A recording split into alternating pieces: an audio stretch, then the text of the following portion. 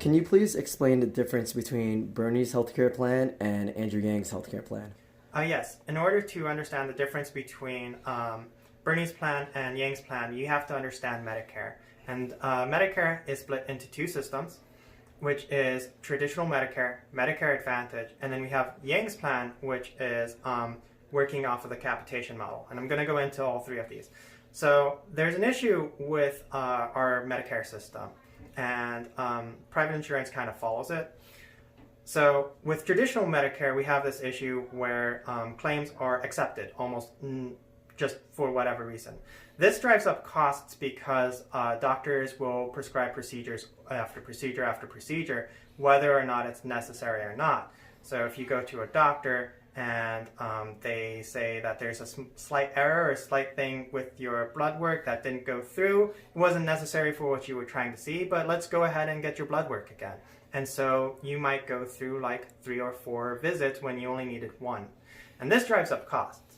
So in order to deal with this, because this was an issue with traditional Medicare, where they just accepted all claims and costs were really high, they came up with Medicare Advantage. Medicare Advantage has a thing where they introduced the idea of medically necessary acceptance. So medically necessary is a very vague term, and it's basically whatever is necessary. And this is where we start denying claims. Under Medicare Advantage, claims are denied for very small reasons, such as medical coding issues or whether or not they don't find procedures to actually be necessary.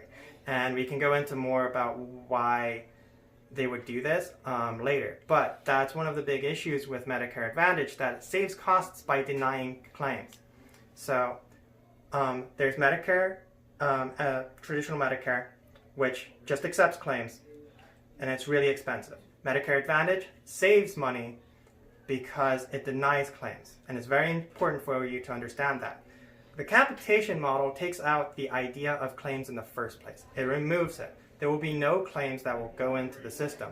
Basically, the way that doctors will be paid is that they will say a patient will enroll with a provider, and then the provider will send their insurance or the government or whoever's on their insurance and say, I have this patient enrolled, their health is like this, you're supposed to pay me this much money for this patient. And then they pay that money to the doctor for that patient every month, whether or not that patient goes in. This does a few things.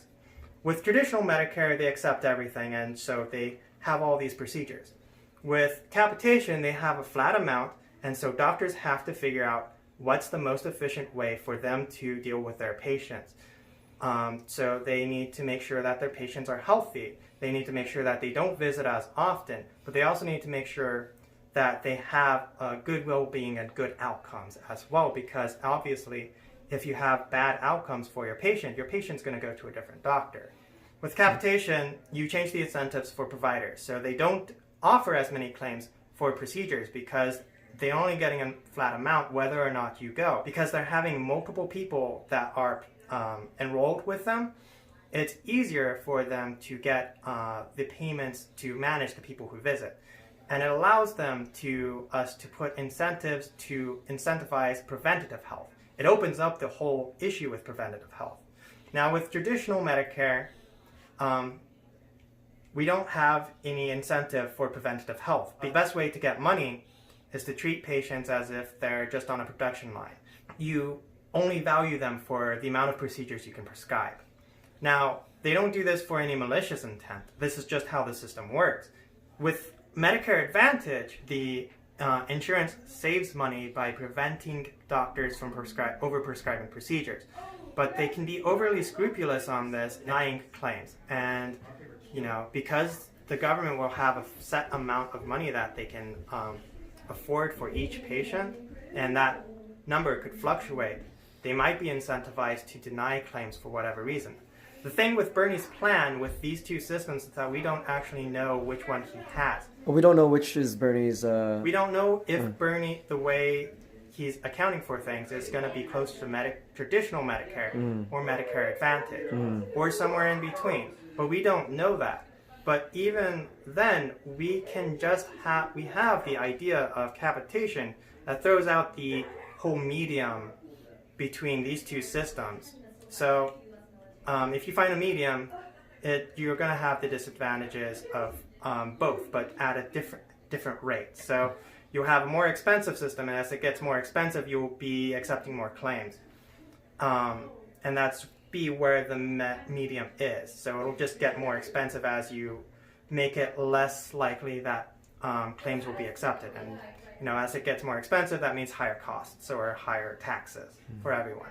With capitation, it's a flat amount. So you can set each citizen or each person that is enrolled in this thing has this block of money attached to them. And wherever they're enrolled, that money is get there. So it's really easy for the government to actually account for how much their costs are going to be, especially when it comes to preventative medicine. Yang's plan goes beyond just changing the payment system from fee-for-service, which is traditional Medicare, and Medicare Advantage, which is the whole issue that we have with claims, and it switches to capitation. And he also goes beyond capitation by improving holistic medicine. He has preventative medicine, which I've mentioned before, that it's being opened up, that we can actually have preventative medicine incentives, which is very difficult under fee-for-service. And this is something that the world has had an issue with, getting behind as far as ensuring that preventative medicine is the intent. And so, because we're switching to capitation, we can move things there. So there's also a thing with holistic medicine where doctors are incentivized to look at more than just your physical history of your heart, your lungs, your ears, your nose, and just making sure your basic physical goes through. They also have access to a psychologist of your choice that you've accepted for them to view, or someone that your doctor has recommended, so that they can review your psychological history and say, hey, you've been depressed and we see that your cholesterol is rising. Make sure that, we need to make sure that you got on this, or you can talk it over with your psychologist. So it brings more things into this so that we can get ahead of certain issues before they get into, before they even become an issue, which are just issues that we just don't know under Medicare Advantage, under Bernie's plan. Wow. Okay, cool. Thank you so much. Cool. Yeah.